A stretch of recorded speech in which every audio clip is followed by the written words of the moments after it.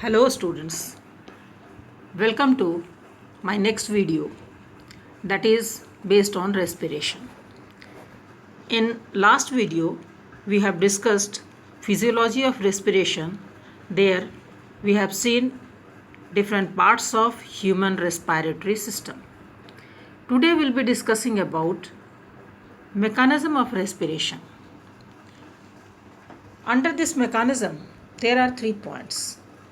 Ventilation यानी हवा का लंग्स में आना और जाना, gaseous exchange and gaseous transport. Let us discuss one by one.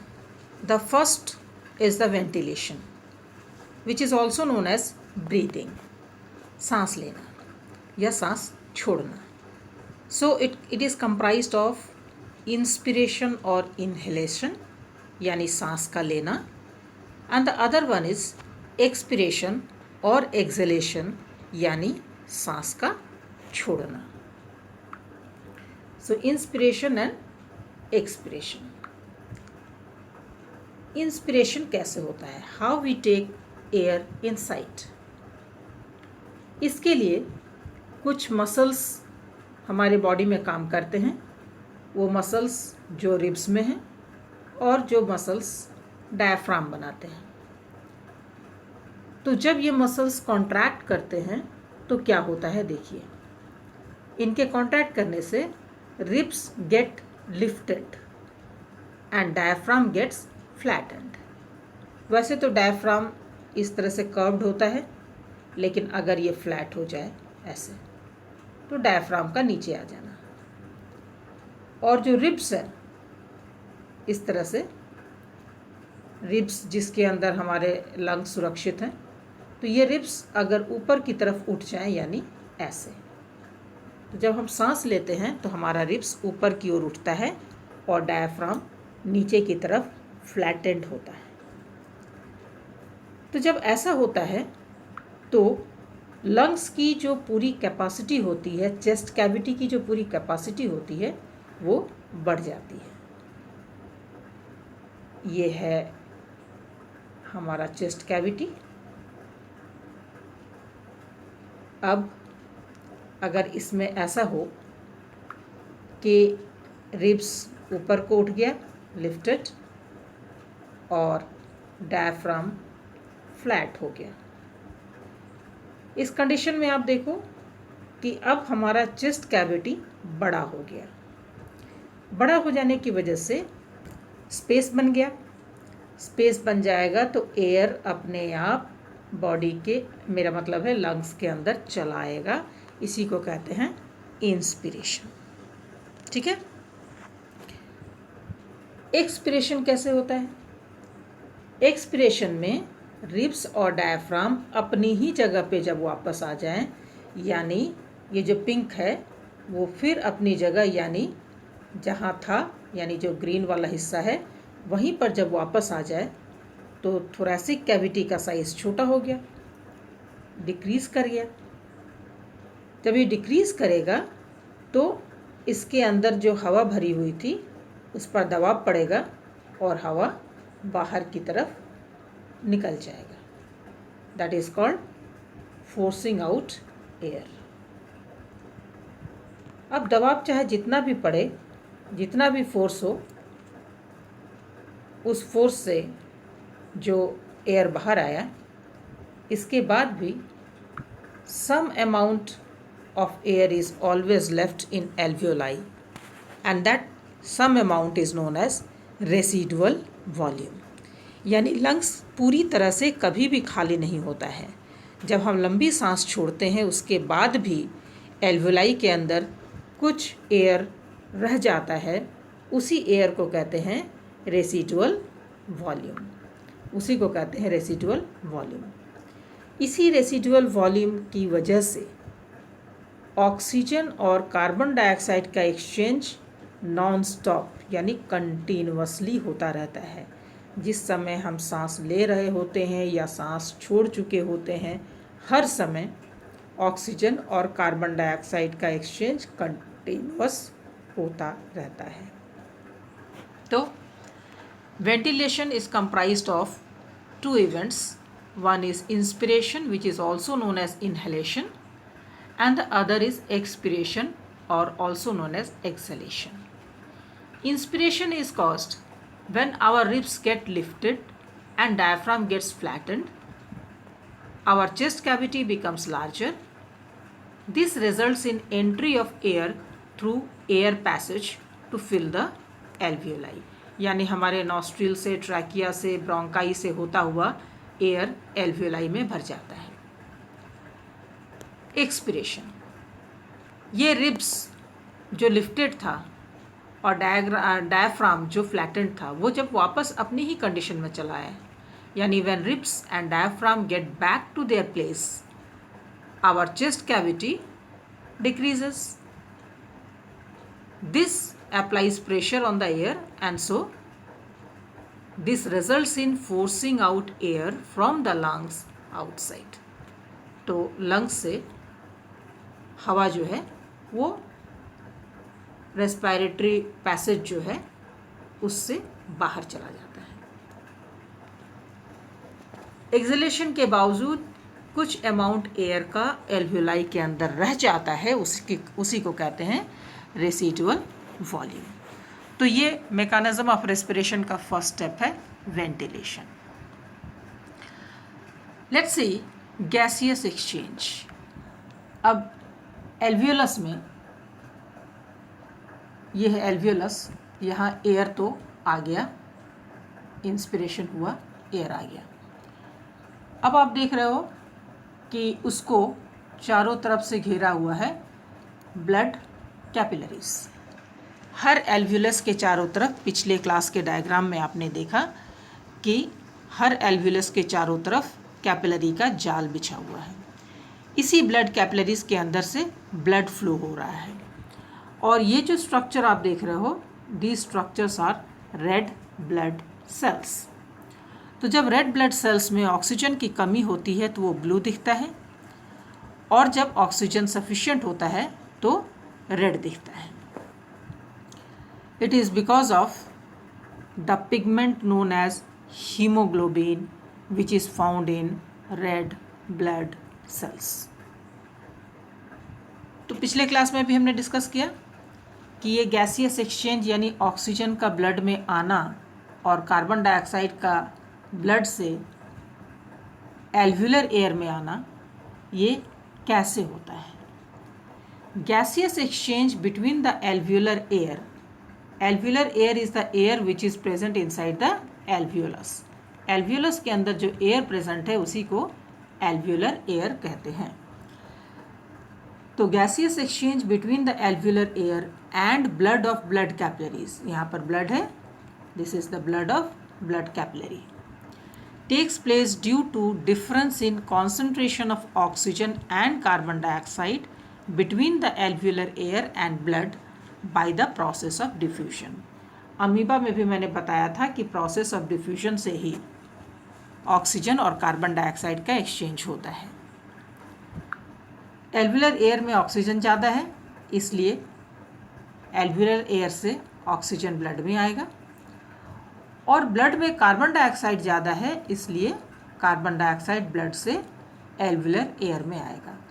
और जब हम ब्रीथ आउट करेंगे यानी एक्सेल करेंगे तो ये कार्बन डाइऑक्साइड बाहर चला जाएगा, और जब हम इनहेल करेंगे तो फ्रेश ऑक्सीजन अंदर आ जाएगा. So this is about ventilation and this is about gaseous exchange. तो गैसियस एक्सचेंज कहाँ होता है? Between alveolar air and blood. Okay, now gaseous transport. अब ऑक्सीजन ब्लड में आया, अब ये ब्लड ऑक्सीजन को किस तरह से बॉडी सेल्स तक ले जाएगा, और बॉडी सेल्स में जो कार्बन डाइऑक्साइड प्रोड्यूस होता है वो किस तरह से ब्लड के जरिए लंग्स में ट्रांसपोर्ट होता है. This is known as gaseous transport. Actually, in larger animals, the body is made up of so many cells. If diffusion is the process for movement of gases, it becomes so slow that the animal can not survive. Animals के हर sales में ज़रूरत के हिसाब से oxygen तुरंत पहुंचना चाहिए, तो उस स्पीड से ऑक्सीजन को पहुंचाने के लिए या उसी स्पीड से कार्बन डाइऑक्साइड को लंग्स में वापस लाने के लिए स्पेसिफिक मैकेनिज्म की ज़रूरत पड़ती है, स्पेसिफिक ट्रांसपोर्ट पिगमेंट की ज़रूरत पड़ती है, क्योंकि सेल टू सेल डिफ्यूजन होते अगर ये पहुंचता है तो it becomes very late. So to make it quick there is some transporting pigment in blood. So we say that diffusion pressure alone cannot transport gases in larger animals and hence needs specific transporting pigments. अब हम देखते हैं कि वो transporting pigment क्या है। तो transport of oxygen from lungs to body cells via blood with the help of oxygen carrying pigment. Oxygen carrying pigment is called hemoglobin and it is found in red blood cells. Likewise, transport of carbon dioxide कहाँ से कहाँ होता है? Carbon dioxide is transported from body cells या body tissues to lungs, of course with the help of the same pigment hemoglobin. इसके अलावा since carbon dioxide is very much dissolved in water, so plasma is water, plasma में carbon dioxide आसानी से घुल जाने की वजह से ब्लड प्लाज्मा भी कार्बन डाइऑक्साइड का ट्रांसपोर्ट करता है। तो हीमोग्लोबिन और ब्लड प्लाज्मा ये दोनों ही कार्बन डाइऑक्साइड का ट्रांसपोर्ट करता है। तो अब जरा डायग्राम से समझते हैं कि ऑक्सीजन का ट्रांसपोर्ट कैसे होता है और कार्बन डाइऑक्साइड का ट्रांसपोर्ट कैसे होता है। Let's concentrate on this diagram. These structures are alveolus. ये राउंड स्ट्रक्चर जो आप देख रहे हो ये है एल्वियोलस, जिसमें जब हम सांस लेते हैं दैट इज़ इनहेलेशन और सांस छोड़ते हैं तो एक्सहेलेशन। तो inhaled air and exhaled air. Inhaled air में ऑक्सीजन की मात्रा ज़्यादा होती है, इसलिए ये ऑक्सीजन डिफ्यूज़ करके ब्लड में चला आता है। आप ये जो देख रहे हो ये ब्लड है, ब्लड का कैपिलरी है। This is blood capillary. Blood capillary में शो किया जा रहा है कि किस तरह से ऑक्सीजन जाएगा। ब्लड कैपिलरी में ये जो राउंड स्ट्रक्चर है, this round structure is RBC, red blood sales. आप जानते हो क्लास 9th में आपने पढ़ा है blood is a tissue, fluid tissue, जिसमें प्लाज्मा होता है और ब्लड सेल्स होते हैं RBC, WBC, प्लेटलेट्स। तो उसमें से हम बात कर रहे हैं RBC यानी red blood cells. And why it is called red? Because it contains the pigment known as haemoglobin. The symbol of haemoglobin is HB। आप देख सकते हो HB। सो ऑक्सीजन डिफ्यूज इनटू RBC। यहाँ परसेंटेज दिया है, परसेंटेज याद रहे तो ठीक है, अदरवाइज कोई बात नहीं। तो ऑक्सीजन जो है वो किससे रिएक्ट किया?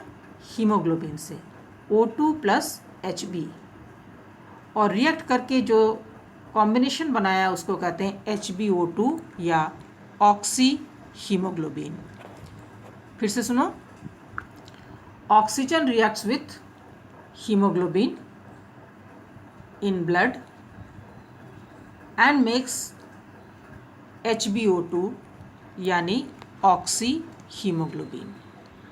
इसी ऑक्सी हीमोग्लोबिन के रूप में ब्लड इसको लेकर के चली जाती है शरीर के विभिन्न हिस्सों में, शरीर के टिश्यूज़ में यानी सेल्स में।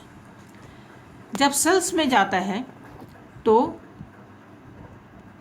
HbO2 टूटेगा, टूट करके Hb अलग हो गया, ऑक्सीजन अलग हो गया, ऑक्सीजन चला गया सेल्स में, ठीक है, ऑक्सीजन चला गया सेल्स में और हीमोग्लोबिन हो गया खाली।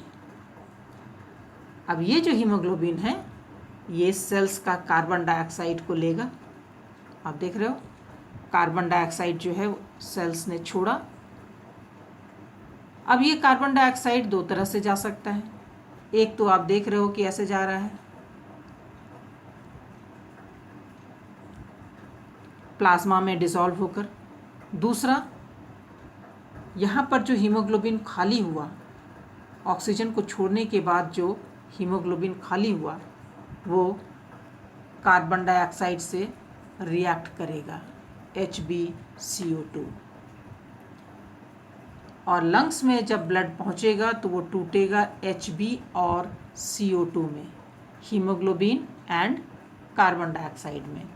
कार्बन डाइऑक्साइड निकल गया लंग्स में, हीमोग्लोबिन का क्या हुआ, ये हीमोग्लोबिन फिर से ऑक्सीजन को लेने के लिए चला गया। तो हीमोग्लोबिन क्या कर रहा है, इनहेल्ड एयर से ऑक्सीजन को लिया, बॉडी सेल्स में पहुंचाया, और यही हीमोग्लोबिन कार्बन डाइऑक्साइड को रिसीव करके बॉडी के बाहर भेजा। तो oxygen gets loaded with hemoglobin gets loaded with oxygen, becomes HbO2. HbO2 release oxygen to the cells. Hb gets unloaded and that Hb goes to receive carbon dioxide. Combination is called HbCO2, carbaminohemoglobin, and this carbaminohemoglobin release carbon dioxide in lungs.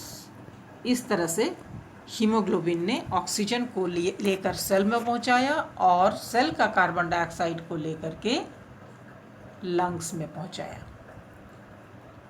तो carbon dioxide एक तो haemoglobin के जरिए बाहर निकल रहा है, दूसरा वो प्लाज्मा में डिसॉल्व होकर के भी निकल रहा है।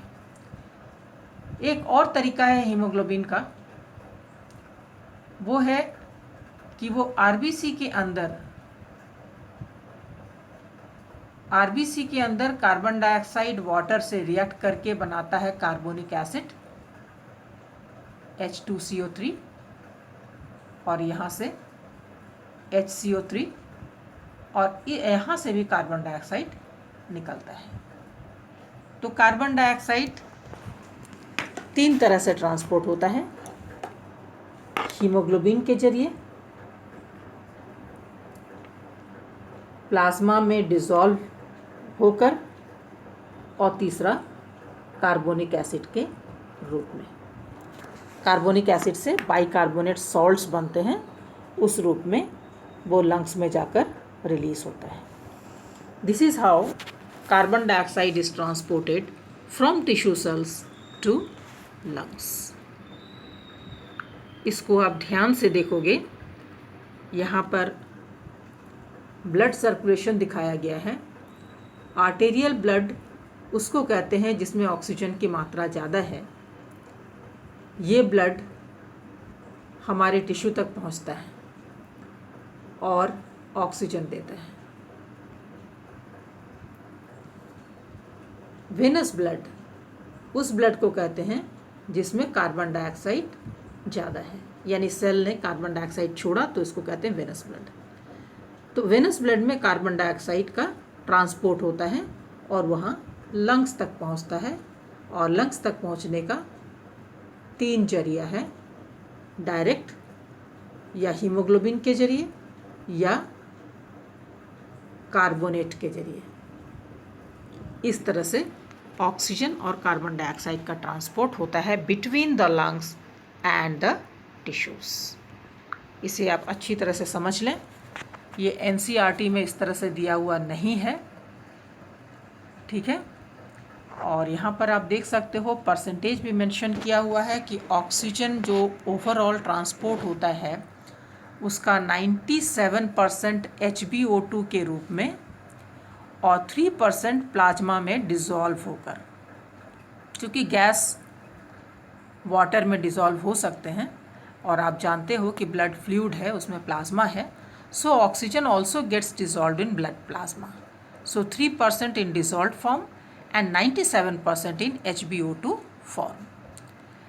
And carbon dioxide, maximum amount is transported in the form of carbonate, that is 70%. 23% is transported as carbaminohemoglobin, and 7% is transported as dissolved carbon dioxide in plasma. तो इस तरह से when cells receive oxygen, respiration takes place inside the cell. Carbon dioxide is produced and carbon dioxide is transported from tissue cells to lungs. तो एक बार हम लोग वापस देखते हैं कि गैसियस ट्रांसपोर्ट एक्चुअली इसके अंदर हम लोग दो चीज़ें पढ़ते हैं. एक तो ट्रांसपोर्ट ऑफ ऑक्सीजन और वो होता है from lungs to body cells, और दूसरा पढ़ते हैं transport of carbon dioxide from body cells to lungs. Okay, next मैं आप लोगों को कुछ नोट्स दूंगी, और इस बीच ये जो वीडियो है इसके जितने भी रिटन पार्ट्स हैं उसको आप अच्छी तरह से लिख लोगे और ट्रांसपोर्ट ऑफ गैसेस को अच्छी तरह से समझ लोगे. कुछ एक्स्ट्रा बातें हैं जो मैं आपको नोट्स में दूंगी, and that is the end of respiration. Okay, thank you.